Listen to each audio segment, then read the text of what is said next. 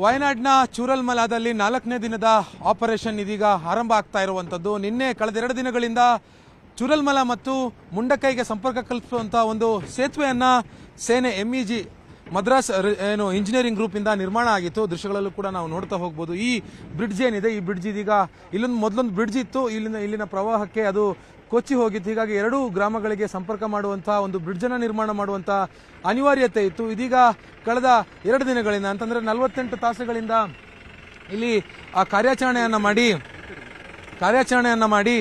ಇಲ್ಲಿ ಬ್ರಿಡ್ಜ್ ಅನ್ನು ನಿರ್ಮಾಣ ಮಾಡಿರುವಂತದ್ದು. ಈಗ ಸುಗಮವಾಗಿ ಈ ಕಡೆಯಿಂದ ಆ ಕಡೆಗೆ, ಆ ಕಡೆಯಿಂದ ಈ ಕಡೆಗೆ ಸಂಚಾರ ಮಾಡೋದಕ್ಕೆ ಸಾಧ್ಯ ಆಗ್ತಾ ಇದೆ. ಅಂದ್ರೆ ಈ ಒಂದು ಬ್ರಿಡ್ಜ್ ಇಲ್ಲದೆ ಇರುವಂತಹ ಕಾರಣಕ್ಕಾಗಿ ನನ್ನ ಎಡಭಾಗದಲ್ಲಿ ನೀವು ನೋಡ್ತಾ ಹೋಗಬಹುದು. ಈ ಕಡೆ ಇದು ಮುಂಡಕೈಗೆ ಹೋಗುವಂತ ಜಾಗ. ಈ ಜಾಗಕ್ಕೆ ಹೋಗೋದಕ್ಕೆ ಅಥವಾ ಆಹಾರ ಸಾಮಗ್ರಿಗಳನ್ನ ಪೂರೈಕೆ ಮಾಡೋದಕ್ಕೆ ಸಾಕಷ್ಟು ಸಮಸ್ಯೆ ಆಗ್ತಾ ಇತ್ತು. ಸೊ ಈ ಬ್ರಿಡ್ಜ್ ನಿರ್ಮಾಣದಿಂದ ಅದೀಗ ಬಹಳ ಸುಗಮವಾಗಿ ಸಾಗುವಂತದ್ದು.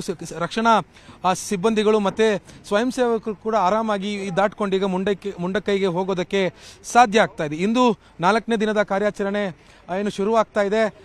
ಇವತ್ತು ಕೂಡ ಅಂದ್ರೆ ಮುಂಡಕೈನ ಆ ಒಂದು ಪೀಕ್ ಅಲ್ಲಿ, ಹಿಲ್ ಟಾಪ್ ಅಲ್ಲಿ ಏನು ಭೂಕುಸಿತಿತ್ತು, ಅಲ್ಲೂ ಕೂಡ ಸಾಕಷ್ಟು ತೀವ್ರವಾಗಿ ಇವತ್ತಿನಿಂದ ಕಾರ್ಯಾಚರಣೆಯನ್ನ ಮಾಡೋದಕ್ಕೆ ಮುಂದಾಗ್ತಾ ಇದ್ದಾರೆ. ಮತ್ತೊಂದು ಕಡೆಯಿಂದ ಈ ಒಂದು ಚಾಲಿಯಾರ್ ನದಿ ಏನಿದೆ, ಸೊ ಈ ನದಿಯಲ್ಲೂ ಕೂಡ ಒಳಹರಿವು ಜಾಸ್ತಿ ಆಗ್ತಾ ಇದೆ. ಈ ಬ್ರಿಡ್ಜ್ ಕಾರಣದಿಂದಾಗಿ ಇದೀಗ ಸುಗಮವಾಗಿ ಇಲ್ಲಿನ ಕಾರ್ಯಾಚರಣೆಯನ್ನ ಮಾಡೋದಕ್ಕೆ ರಕ್ಷಣಾ ಸಿಬ್ಬಂದಿಗಳು ಮುಂದಾಗ್ತಾ ಇರುವಂತದ್ದು. ಒಟ್ಟಾರೆ 4ನೇ ದಿನದ ರಕ್ಷಣಾ ಕಾರ್ಯಾಚರಣೆ ಇದೀಗ ಶುರುವಾಗ್ತಾ ಇದೆ. ಇನ್ನೂ ಕೂಡ ಸಾಕಷ್ಟು ಮೃತದೇಹಗಳು ಭೂಕುಸಿತವಾಗಿ ಮಣ್ಣಿನಡಿಯಲ್ಲಿ ಇರುವಂತದ್ದು. ಅವರನ್ನೆಲ್ಲರನ್ನೂ ಕೂಡ ಹೊರಗಡೆ ತಂದು ಅವರನ್ನ ಆಸ್ಪತ್ರೆಗೆ ಅಥವಾ ಆ ಮೃತ ಶರೀರಗಳನ್ನು ಅವರವರ ಕುಟುಂಬಸ್ಥರಿಗೆ ಅಥವಾ ಅವರನ್ನ ಅಂತ್ಯಕ್ರಿಯೆ ಮಾಡೋದಕ್ಕೆ ಇಲ್ಲಿಂದ ಕಳಿಸ್ಕೊಡ್ಲಾಗ್ತಾ ಇದೆ. ವಯನಾಡಿನಿಂದ ಕ್ಯಾಮರಾ ಪರ್ಸನ್ ಯೋಗೀಶ್ವರ ಜೊತೆ ಅಶೋಕ್ ಮುಲ್ಕಿ, ನ್ಯೂಸ್ 18.